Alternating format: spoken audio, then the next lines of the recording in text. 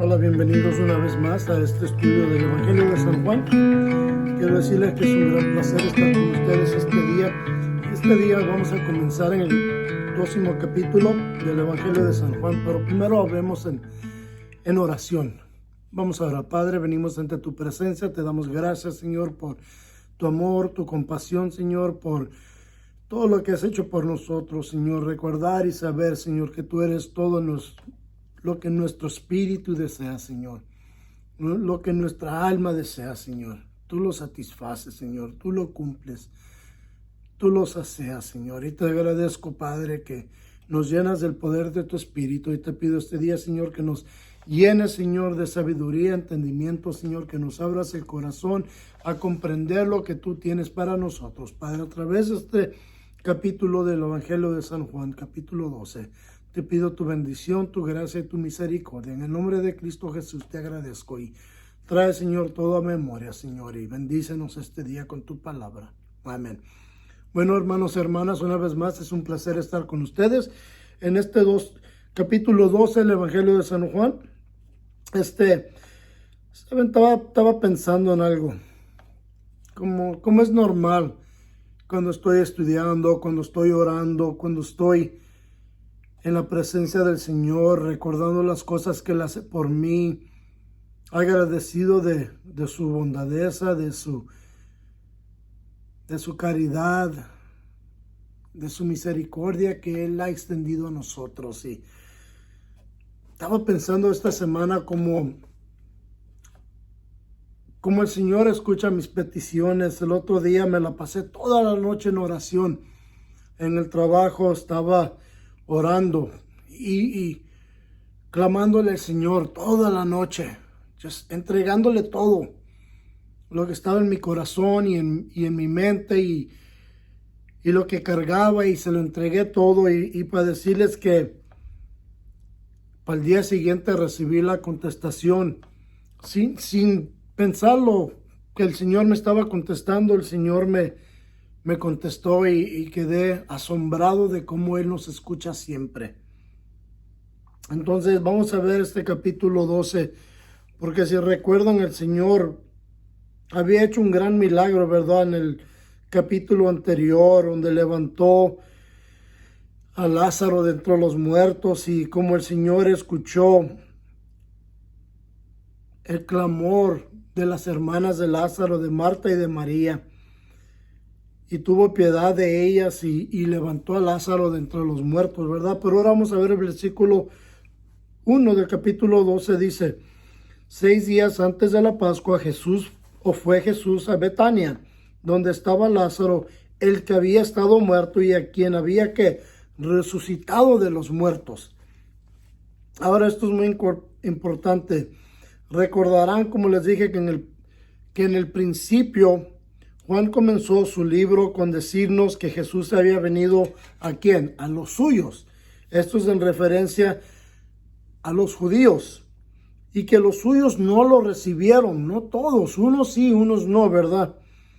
Entonces lo que tenemos en los primeros 12 capítulos son los testimonios y las evidencias de que Jesús es el Cristo o el Mesías, el Hijo de Dios, y todo esto es para convencernos a través de la evidencia que Él y que solo en Él tenemos la vida y la salvación, que Él tiene el poder para resucitar a los muertos, para abrir los ojos al ciego, para levantar al inválido, restaurar sus huesos, sus muslos, su espíritu.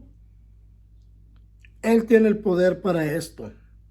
Ahora, en este capítulo también tenemos la segunda crisis en el ministerio de la vida de Jesús. El primero lo vimos en el capítulo 6, versículo 66, cuando muchos discípulos, al escuchar lo que Él decía, decidieron ya no caminar con Él. Y nomás quedaron los 12 que quedaron como sus apóstoles. El tercer crisis lo veremos en el capítulo 19, cuando la gente grita que crucifícalo. Un punto de nota es esto: este evangelio contiene 21 capítulos. Los 9 capítulos que quedan se enfocarán en lo que sucedió en esta última semana de la vida de Cristo Jesús en la tierra. Veremos muchas cosas maravillosas. Me encanta cómo cierra el capítulo 21-25, donde dice, hay también otras cosas que Jesús hizo, las cuales se hicieron y se escribieron una por una. Pienso que ni aún en el mundo cabrían los libros que se habrían de escribir. Amén. Quiero que entiendan algo. Los primeros 26 versículos se dedicarán a la entrada triunfal de Jesús a la ciudad de Jerusalén. Mientras la segunda parte de este capítulo, que vamos a estudiar la semana que viene, se enfocará en la muerte de Jesús. Primero, lo que vemos aquí dice 6 días antes de ¿qué? De la Pascua. Recuerden, la Pascua es una de las celebraciones más altas en toda la nación de Israel. Porque la Pascua es cuando celebran ¿qué? Cuando ellos salieron de libertad de Egipto. Y la Pascua de los judíos se acercaba, pero ahora vemos que él viene a Betania 6 días antes de la celebración. Después también miraremos su resurrección, más bien la resurrección de Lázaro, que está viviendo entre su gente, viviendo entre sus hermanas, conviviendo con todos, la evidencia de que Jesús lo había resucitado de entre los muertos, la evidencia del poder de Jesús que es incontestable, y sus propios vecinos van a dar testimonio de esto más adelante. Tercer punto es esto: aunque nuestro Señor sabía que los fariseos lo buscaban para arrestarlo y para matarlo, como leemos en Marcos 14:1, donde dice, 2 días después era la Pascua y la fiesta de los panes sin levadura. Los principales sacerdotes y los escribas buscaban cómo aprenderlo con engaño y matarlo. Quiero que entiendan esto: aunque esto está sucediendo, él fue a Betania, que estaba a solo 2 millas de Jerusalén, que era el centro del poder de los fariseos, o decir, entra al mero guardán de los leones, ¿verdad? Él no podía tener miedo de ellos porque su propósito era venir al mundo para rescatar al pecador o al pecaminoso de la oscuridad, de la esclavitud del pecado, y para llevarlo a la salvación a través de la expiación del pecado por el poder de la sangre del Cordero de Dios que fue derramada en una cruz por cada uno de nosotros. Y dice el versículo 2, y le hicieron allí una cena. Marta servía y Lázaro era uno de los que estaban sentados a la mesa con él. La cena era en honor a Jesús, pero no solo Jesús había sido invitado, sino que también Lázaro y sus hermanas habían sido invitados. Y esto se celebró en la casa de Simón el leproso. Esto es muy importante, por lo que vamos a ver los acontecimientos que se van a tomar en esta cena. Lázaro y sus hermanas estaban presentes y una de ellas asistiría en servir la cena. Pero mira lo que dice: Marta servía a los invitados, como vemos ahora en el versículo 3. Dice, entonces María tomó 1 libra de perfume de nardo puro de mucho precio y ungió los pies de Jesús y los secó con sus cabellos, y la casa se llenó del olor. Bueno, lo primero que vemos aquí es como Marta, ella en el versículo 2 estaba muy preocupada sirviendo, ¿verdad?, a la gente. Y esto también lo podemos ver en Lucas 10, versículo 40 y 42, donde dice, Marta en cambio se preocupaba con muchos quehaceres y acercándose dijo, Señor, ¿no te da cuidado de que mi hermana me deje servir sola? Dile pues que me ayude. Respondió Jesús, le dijo, Marta, Marta, afanada y turbada estás con muchas cosas, pero solo una cosa es necesaria, y María ha escogido la buena parte, la cual no le será quitada. Eso es lo recibí, lo espiritual. Entonces ahora vemos como María está sentada a los pies de Jesús. Ella ha elegido esto, que es lo más importante, el conocimiento de las cosas de Dios. Pero quiero que entiendan algo muy importante. Porque hay muchos que confunden este pasaje con Lucas 7:36 al versículo 50, donde una mujer que había sido prostituta o una mujer de la calle vino y le ungió los pies a Jesús en la casa de Simón el fariseo.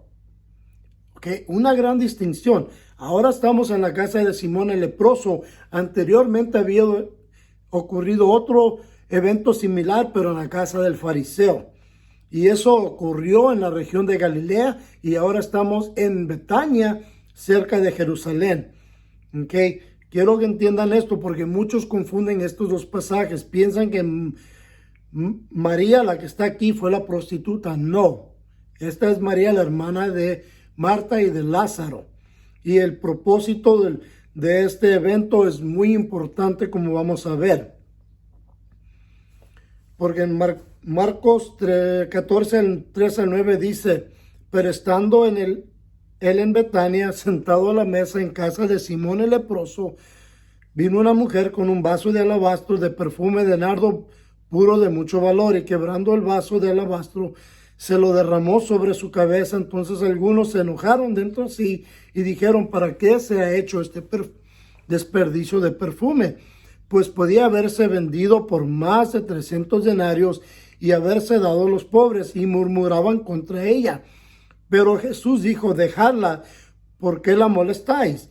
Buena obra me ha hecho. Siempre tendráis a los pobres con vosotros, y cuando queráis les podráis hacer bien, pero a mí no siempre me tendráis. Esta ha hecho lo que podía, porque se ha anticipado a ungir mi cuerpo para la sepultura. De cierto os digo que donde quiera que se predique este evangelio en todo el mundo, también se contará lo que está hecho para memoria de ella. ¿Okay? Eso es la diferencia. La mujer anterior, ella hizo algo similar, ¿verdad? Donde lloró también, pero en la casa del fariseo. Pero ella estaba arrepintiéndose de su pecado. En este caso, María, está preparando el cuerpo de Jesús para ser sepultado. Está llenando las escrituras. Todo lo que había sido anticipado se está cumpliendo. Entonces, esta mujer es diferente a la mujer que se encontraba en Lucas. ¿Por qué digo esto? Bueno, porque la costumbre era ungir la cabeza de tus invitados y después se les daba agua para lavarse sus pies al entrar a tu casa y poder entrar limpios. Esto refleja como la sangre de Jesús nos limpia a nosotros del pecado. Porque si no hubiera derramado Jesús su sangre preciosa, nosotros mantuviéramos nuestras vidas en el pecado, pero al recibir a Jesús, su sangre nos lava de toda nuestra iniquidad. Su sangre nos hace puro, nos hace blanco como la nieve ante la presencia de Dios. Y podemos entrar al reino de Dios sin pecado, porque nadie que muere en su pecado puede entrar al reino de Dios. No puedes. Tienes que entrar sin pecado. Ninguna persona puede ir a la cárcel si no tiene pecado, ¿verdad? O crimen. El método de secar sus pies, los judíos religiosos resentían las mujeres casadas que se destapaban la cabeza, pero como sabemos, solo su hermano y su hermana son mencionadas y ningún marido. Entonces, no hay ninguna evidencia de que María estaba casada. Déjame decirte, hay una falsa noción, una falsa enseñanza errónea de los mormones que dicen que María estaba casada con Jesús. Eso no es cierto. No hay ninguna evidencia que exista que pueda decir eso, porque Jesús no estaba casado. Nunca se casó. Esa es una mentira de Satanás. Warren Wiersbe dijo esto: cuando María vino a los pies de Jesús, tomó el lugar de una esclava. Cuando deshizo su cabello, algo que una mujer judía no hacía en público, porque su cabello era su gloria, se humilló y acostó su gloria a sus pies. Clara que ella fue malentendida y criticada, Pero esto es algo que sucede cuando alguien le entrega todo su mejor al Señor. Continuemos, dice el versículo 4. Dijo uno de los discípulos, Judas Iscariote, hijo de Simón, el que lo había de entregar, ¿por qué no se vendió este perfume por 300 denarios y se los dio a los pobres? Como leímos anteriormente en Marcos. Pero dijo esto no porque se preocupaba por los pobres, sino porque era ladrón. Y teniendo la bolsa, sustraía de lo que se echaba en ella. Piénsalo.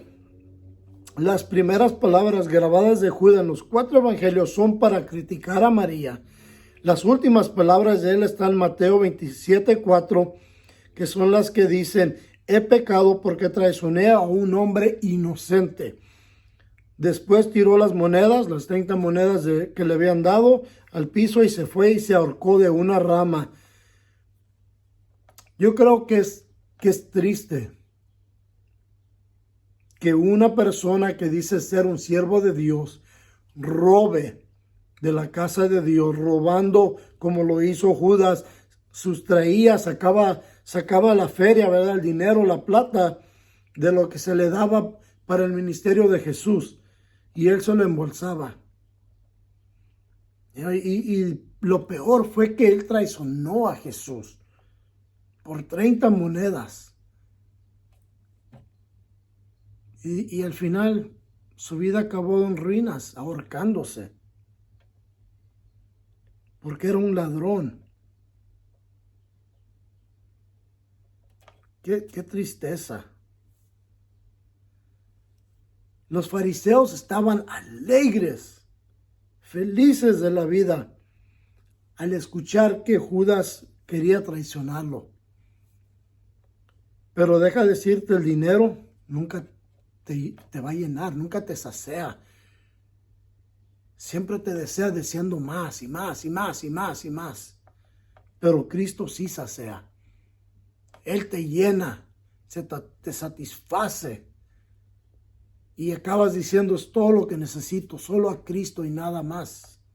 No necesito riquezas de este mundo, no necesito la lujería de este mundo, solo Cristo Jesús.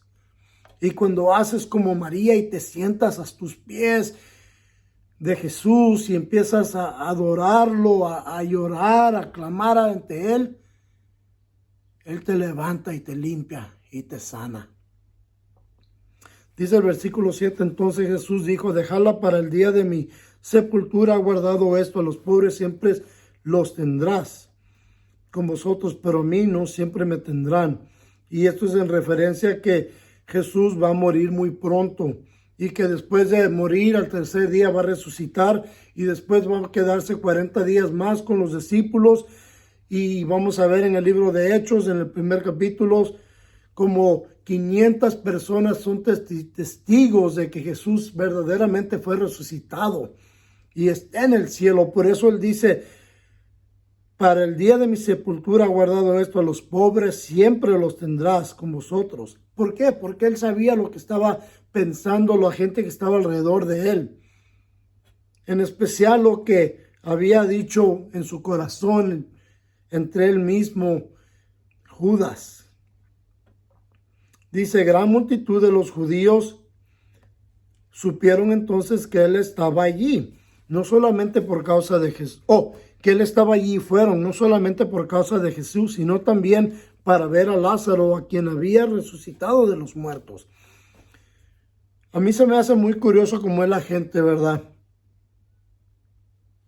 Quieren ver si Jesús va a hacer otro milagro que va a comprobar que Él es el Mesías.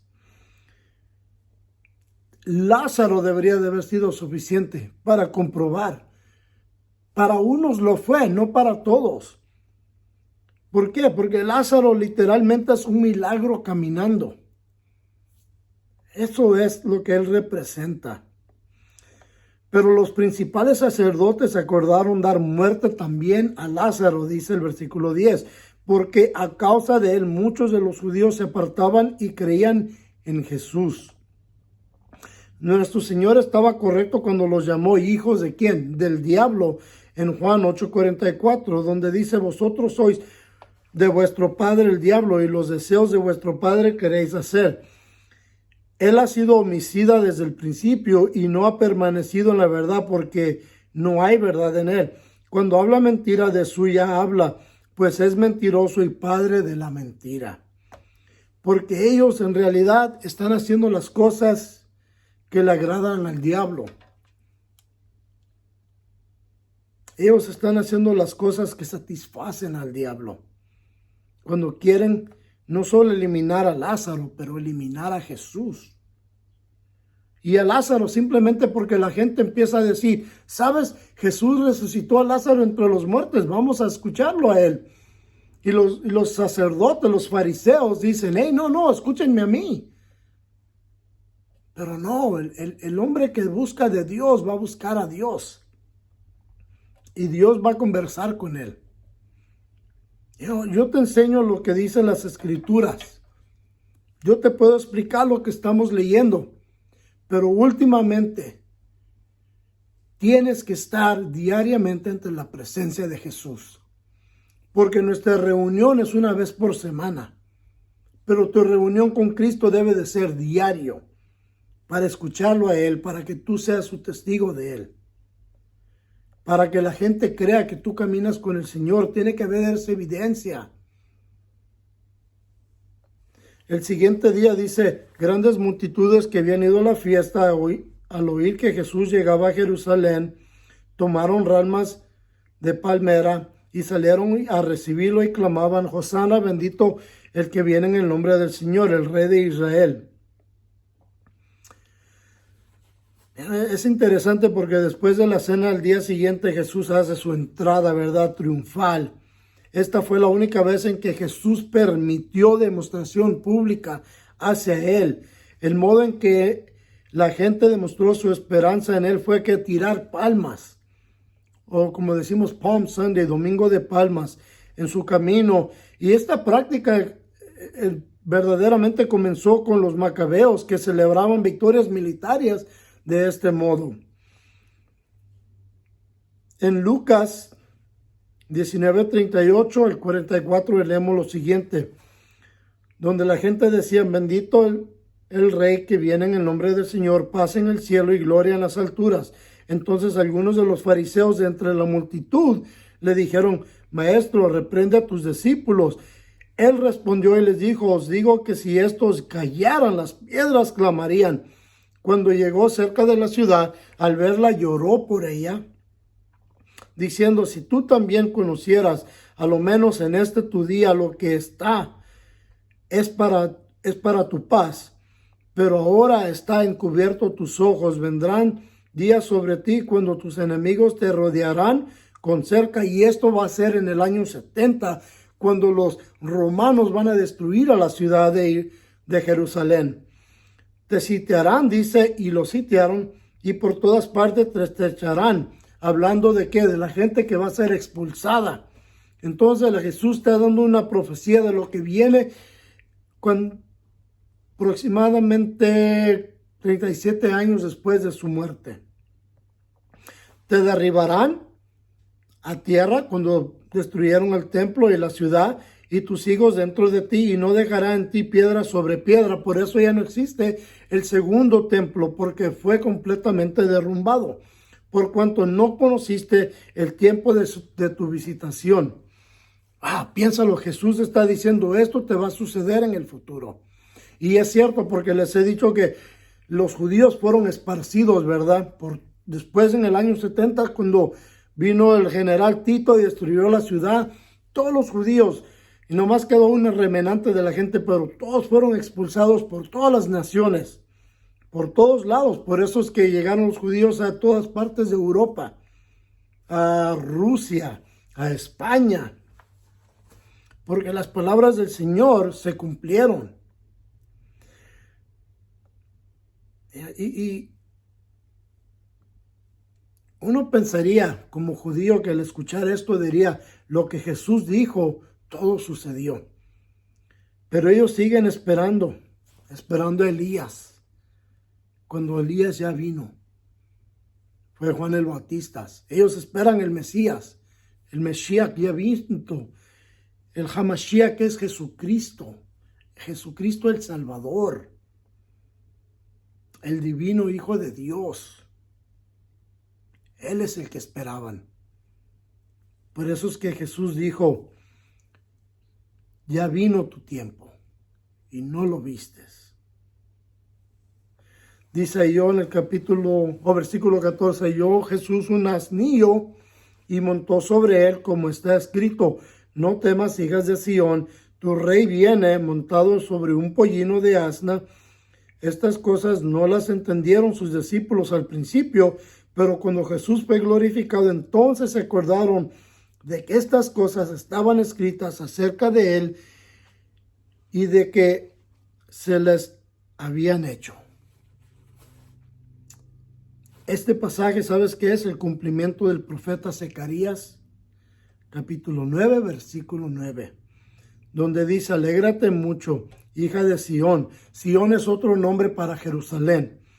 Da voces de júbilo, hija de Jerusalén. Mira que tu rey vendrá a ti. Escucha, justo y salvador, pero humilde, cabalgando sobre un asno. ¿Y qué hace Jesús? Acaba de entrar en un pollino, ¿verdad? Un burrito que nadie ha montado. Cabalgando sobre un asno, sobre un pollino, hijo de asna. ¡Pam! Cumpliéndose la profecía. Y nadie se acordó. Hasta después, cuando Jesús fue glorificado, el Espíritu Santo cayó y les dio a recordar todo esto. ¿Por qué? Porque hay que entender, cuando un rey venía montado en un asno, él venía en paz. Pero si venía montado a caballo, él traía solamente la espada de la guerra.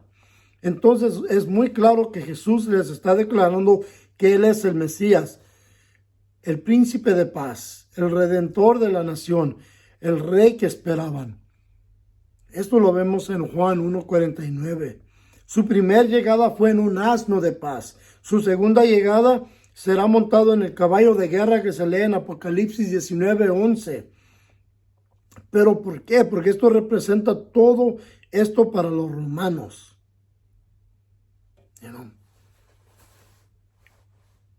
Ellos, a los romanos, yo creo, han de haber visto la entrada de Jesús y quizás se hubieran reído al compararla con la entrada de un general romano que después de sus victorias en todas tierras hubiera sido recibido con todo el resplendor o el esplendor de Roma, presentado a sus prisioneros y trayendo con él las conquistas de las campañas. Y el príncipe de paz entra en un burro. Yo creo, me puse a pensar y digo, los romanos hubieran visto esto y se hubieran reído, hubieran dicho, ¿este es tu rey? Mira tu rey pobre, montado en un asno, compáralo con nuestros generales que cuando ganan batallas se hacen una gran éxito, ¿verdad? Una gran celebración. Y traen aquí a sus prisioneros arrastrándolos encadenados, traen animales exóticos, vienen presentando oro, presentándome medallas. Y mira tu príncipe cómo viene. Ese es tu rey. Se han de haber burlado de él, sin saber que la segunda venida de Cristo iba a venir montado con todos los ejércitos del cielo, con todo el poder de Dios. El hombre piensa que él tiene poder. El hombre no tiene poder. Nada. El que tiene todo el poder es Cristo Jesús. Su primera llegada fue humildemente. ¿Para qué? Para darnos a reconocer el error de nuestro camino, el error de nuestro pensar. Para darnos a reconocer que necesitamos la gracia, la misericordia y el amor de Dios, para darnos a reconocer que las riquezas mundanas no son para nada. Para nada. Que la felicidad verdadera se encuentra en Él.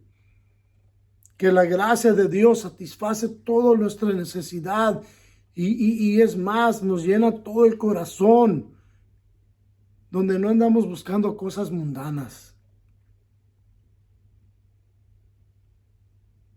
Yo,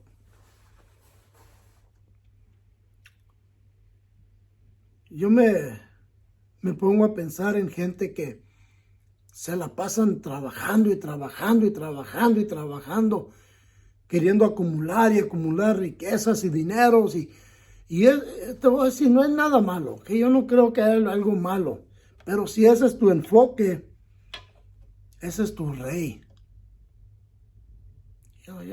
Yo sé que muchos dicen, bueno, se lo voy a dejar herencia a mis hijos. Pero muchas veces los hijos no aprecian lo que los padres tanto trabajaron para acumular. Yo le agradezco a Dios que mi padre me está preparando una morada en el cielo, una casa grandísima en el cielo. Esa es la casa en la que yo quiero vivir por la eternidad. Mi hogar es temporal. Yo soy simplemente un peregrino pasando por este mundo, deseando que muchos me acompañen en el día que vayamos ante la presencia de Dios. Qué hermoso será ese día cuando veamos a nuestro príncipe, a nuestro Dios todopoderoso, montado en su caballo, como rey. Eso es lo que yo deseo ver. Dice el versículo 37. Y daba testimonio la gente que estaba con él, cuando llamó a Lázaro del sepulcro y lo resucitó de los muertos. Por lo cual también había salido la gente a recibirlo, porque había oído que él había hecho esta señal. La misma gente que habían estado callados por un tiempo, después del milagro de Jesús, por temor a los fariseos, por temor al hombre, ahora comienzan a dar testimonio de lo que Jesús había hecho cuando le volvió la vida a Lázaro. Piénsalo. ¿Has oído tú de un hombre que ha resucitado a otro hombre de los muertos? Y que puedan haber testigos que digan, no, sí, yo lo vi. ¿Por qué esta gente ahora están dispuestos a poner sus vidas en riesgo para dar testimonio de lo que habían visto? Y porque ellos dieron testimonio, esto causó que muchos salieran a recibir a Jesús. Unos sí lo recibieron verdaderamente con un corazón sincero. Otros nomás por seguir la flota, por seguir el chisme, la bola y ustedes saben cómo es la raza. Siempre muchos andan en el alboroto, ¿verdad? Ahí siguiendo de mitoteros, como dicen, de chismosos. Ni saben lo que celebran, ahí andan. Pero el que conoce al Señor sabe lo que celebra. Sabe lo que estamos en este día celebrando. Dice el versículo 19. Pero los fariseos dijeron entre sí, ¿ya veis que no conseguís nada? Mirad, el mundo va detrás de él. Si recordarás el plan de los fariseos, ¿qué era? Arrestar a Jesús. Pero la gran recepción les está causando problemas a sus planes. Pero entiende esto, ellos están determinados en cumplir con sus planes.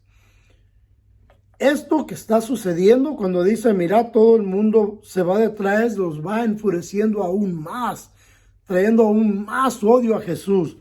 ¿Por qué? Porque lo que ellos deseaban que la gente hiciera con ellos, lo están haciendo por Jesús. ¿Y qué hacen? Exageran cuando dice todo el mundo se va detrás de él. Era simplemente gente de la ciudad, de la región.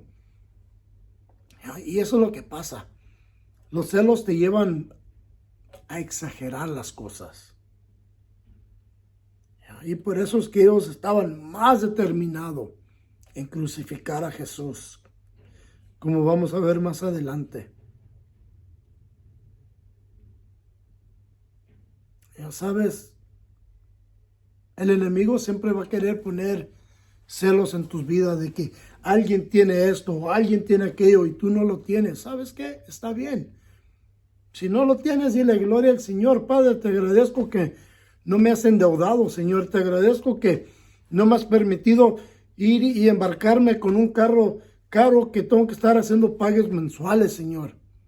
Te agradezco que me has protegido de esos deseos. Porque yo sé, yo le pido al Señor que no me permita tener celos de nadie.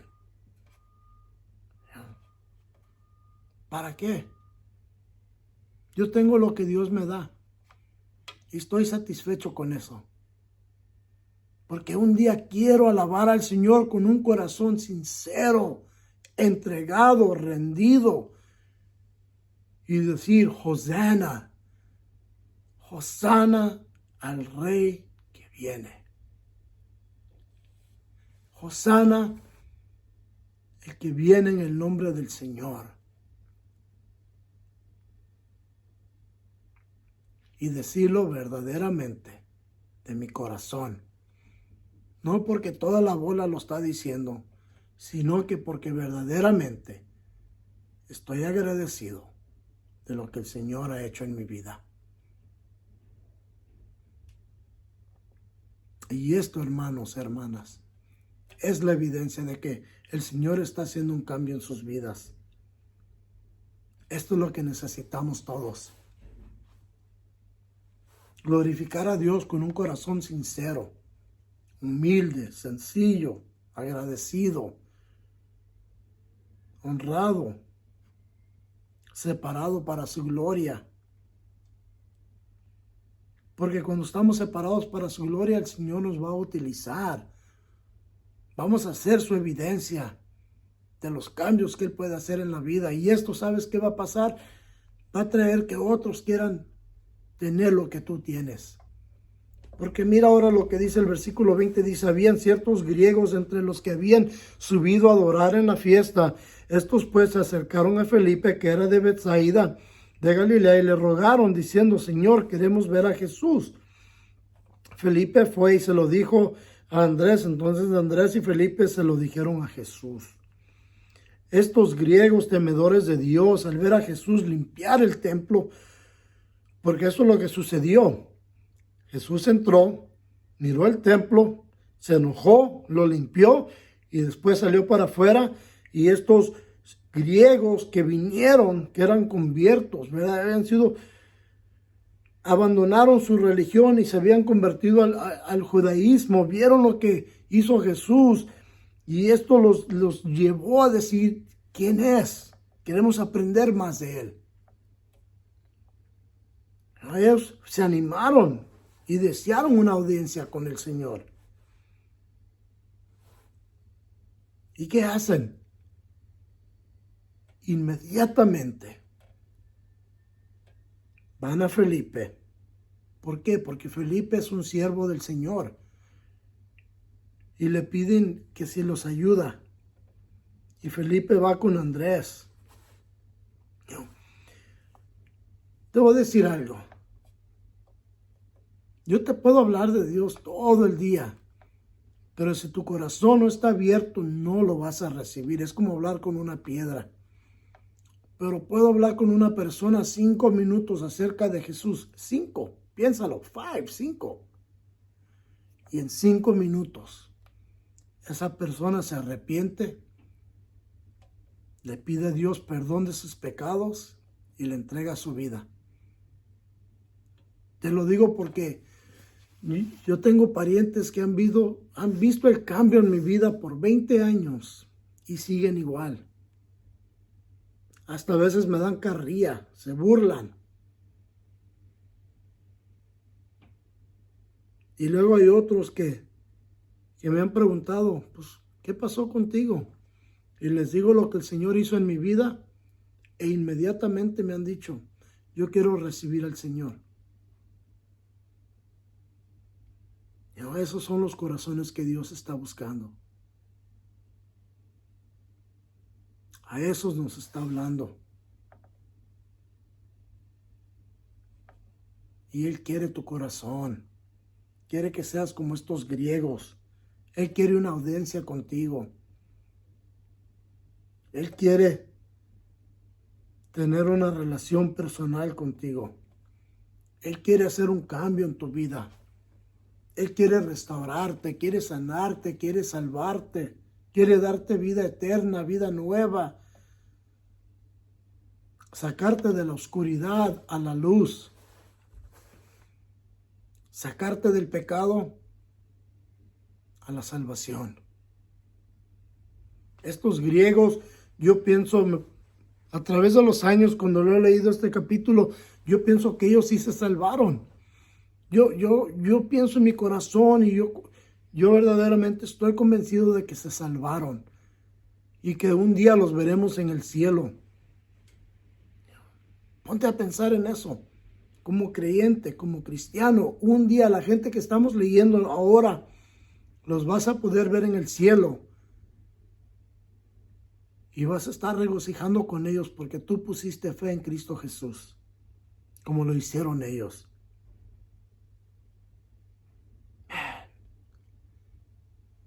Ay, cómo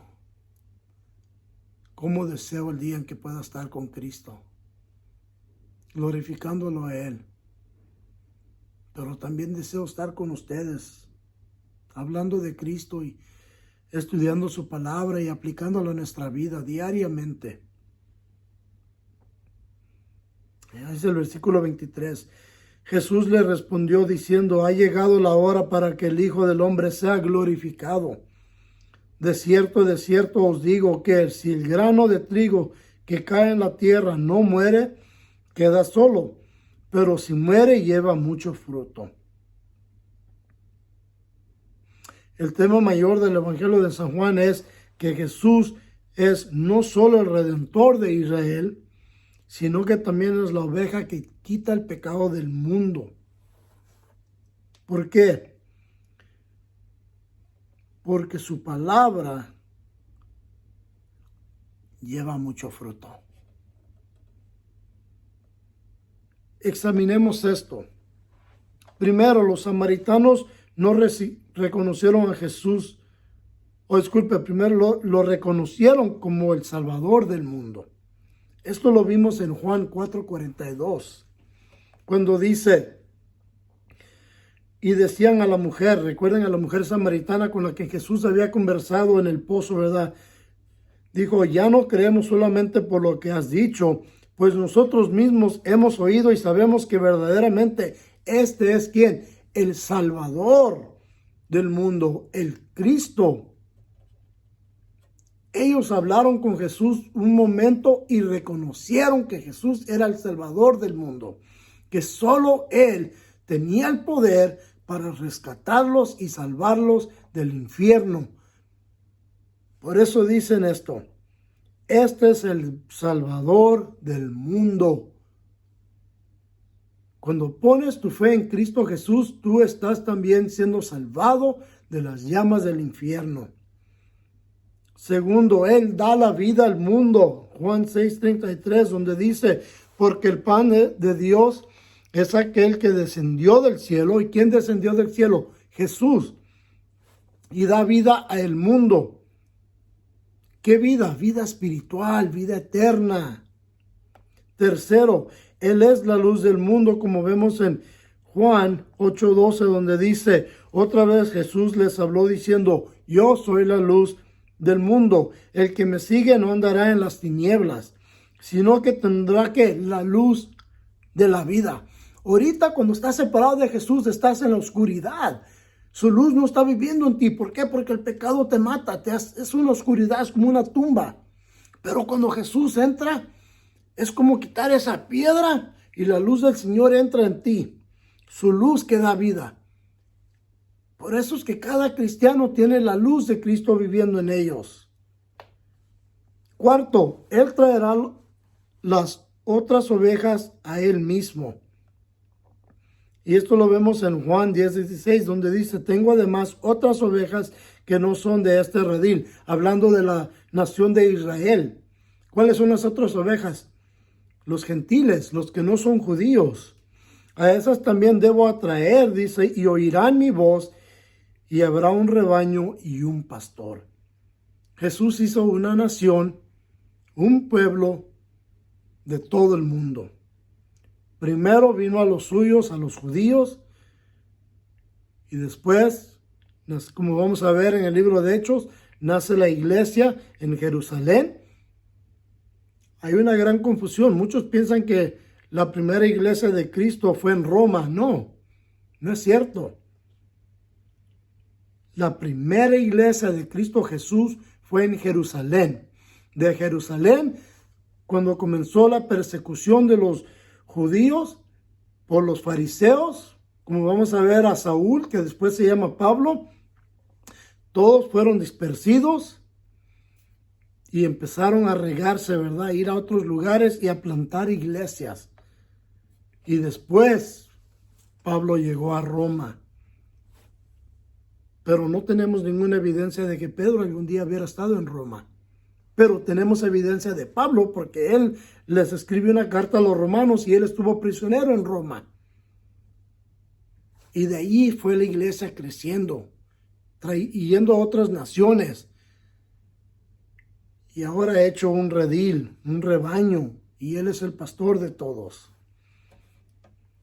Quinto, él a través de su muerte y su resurrección, él es la resurrección de todos nosotros, que ponemos nuestra fe en su sangre derramada para redimirnos. Esto lo vemos en Juan 11:25, donde dice, le dijo Jesús, yo soy la resurrección y la vida.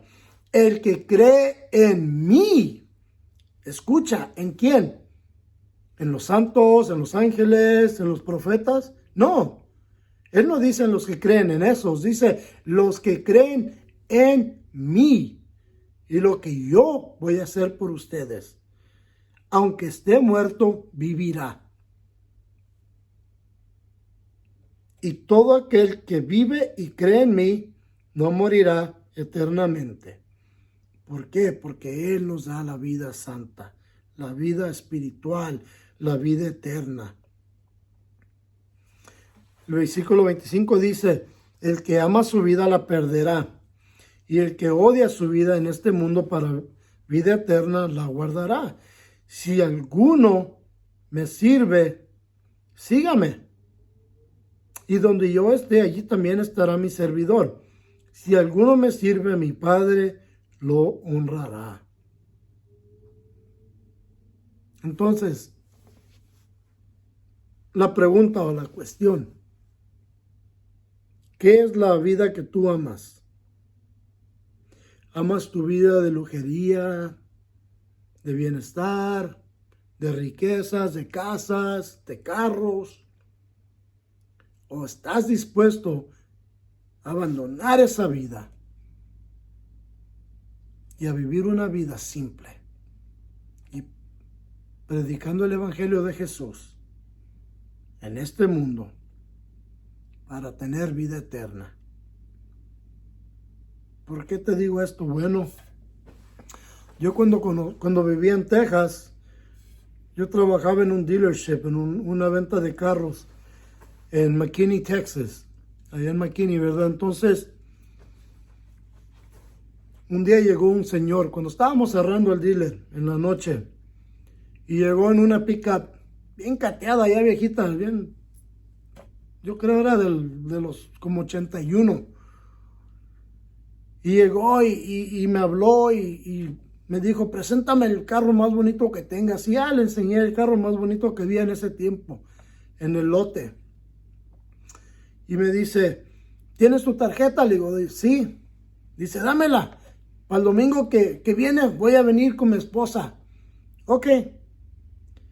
Para el siguiente domingo, exactamente a su palabra, llegó. Pero antes que nada me dijo, antes del domingo llámame en este día, por favor, para confirmar que vaya a venir. Le dije, está bien. Y sí, llegó el día que me dijo él y le hablé y contestó una secretaria y se me hizo extraño porque dije, ah, caramba, y una secretaria, y ya me hablé con él y todo y me dijo, sí, el domingo llego.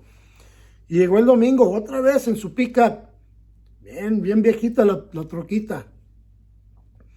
Y me dijo, ¿está el carro todavía aquí? Le dije, sí.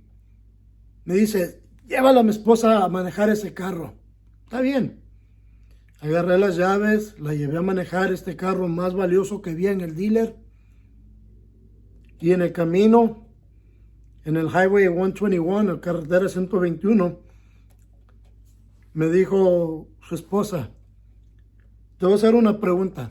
¿Qué pensaste de mi marido cuando lo vistes por primera vez? Le dije, ¿sabe qué? Verdaderamente no pensé nada de él. Yo no juzgo a la gente. No soy nadie para pensar si alguien tiene dinero o no. Me dijo, te voy a decir algo, mi esposo es un hombre muy humilde. Él se crió en la pobreza, sin nada. Sus padres eran pobres. Y mi esposo es un hombre muy millonario. Pero como lo ves, nadie lo sabrá. ¿Por qué? Porque él tiene una relación con Cristo. Y él ha aprendido a dar y a dar y a dar. Y lo más que da, Dios lo sigue bendiciendo. Y esa historia siempre se me queda porque él era un hombre humilde y sencillo y ama a Dios. Y me pongo a pensar cómo él tiene su nombre escrito en el libro de la vida. Y cómo él sirve a Dios, dando sus diezmos, sus ofrendas. Sin fallar, daba sus ofrendas y daba más de lo que era necesario, de lo que se le pedía. Y lo daba libremente de su corazón. No se los digo porque estoy queriendo traer convicción sobre nadie. Esto es algo que el Señor me ha enseñado a mí a través de él. ¿Por qué? Porque él era un servidor del Señor. Y como dice el Señor, si alguno me sirve, mi Padre lo honrará. En Mateo 10, 38 y 39 dice, y el que no toma su cruz y sigue en mi pos de mí, no es digno de mí. El que haya su vida la perderá, y el que pierda su vida por causa de mí, la hallará. Esto significa que sacrifiques todo lo que amas por él. El que está dispuesto a rechazar su vida y las cosas mundanas y todo lo que está en ella por él, encontrará la vida eterna. Pero el que no rechaza todo por él, morirá en su pecado. Este es un sacrificio completamente hecho para poder caminar sin distracciones mundanas. Mateo 16, 26 dice, de qué le servirá al hombre ganar todo en el mundo, ¿verdad? Si pierde su alma. ¿O qué dará al hombre a cambio de su alma?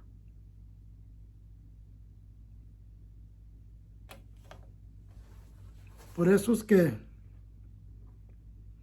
les digo que vivan una vida simple y tranquila, siendo la evidencia de la gloria de Dios, siendo obedientes al Señor, glorificando su nombre y siendo un ejemplo para los que no tienen una relación con Cristo. Permitan que el Señor los honre. No intenten honrarse ustedes mismos. Cuando haces algo para la gloria de Dios, el Señor te va a honrar. Él lo hará. No seas como los hipócritas que iban al templo a dejar sus monedas y iban tocando trompetas para que todo el mundo lo viera. No, sé como la mujer que dio sus últimos 2 centavos y lo hizo calladita, porque ella fue un ejemplo para nosotros. Cristo vino a morir por ti, a sacrificar su vida por ti. Te imploro, acéptalo este día, para que tengas vida eterna con Él y en Él. Si quieres recibir a Jesús, ora conmigo en este momento. Simplemente di lo que yo voy a decir, pero dilo de tu corazón. Padre,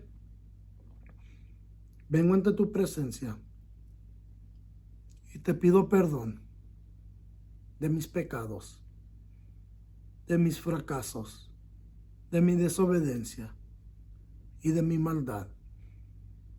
Te ruego, Señor, que me laves en la sangre de tu Hijo Jesús.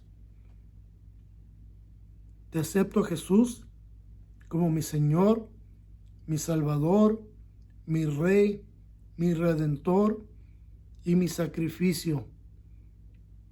Recibo tu sangre como la expiación de mi pecado.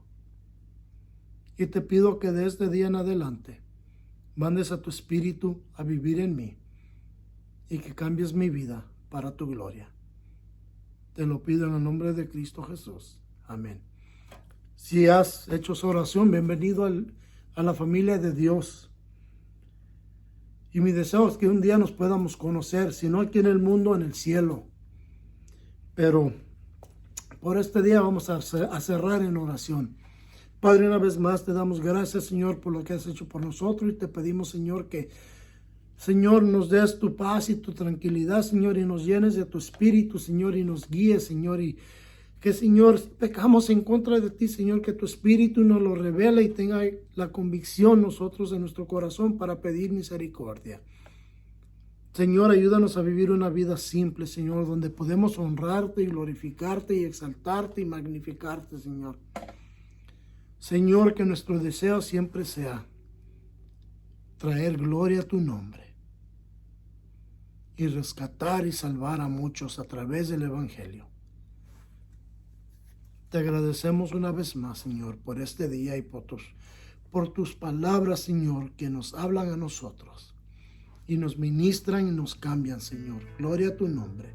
Bendice a mis hermanos y a mis hermanas este día, Señor, con una doble porción de tu Espíritu. Te lo pido en el nombre de Cristo Jesús. Amén. Bueno, hermanos y hermanas, hasta la siguiente semana nos volveremos a ver aquí. Dios los bendiga hasta entonces. Y si no nos vemos aquí, nos vemos en el cielo.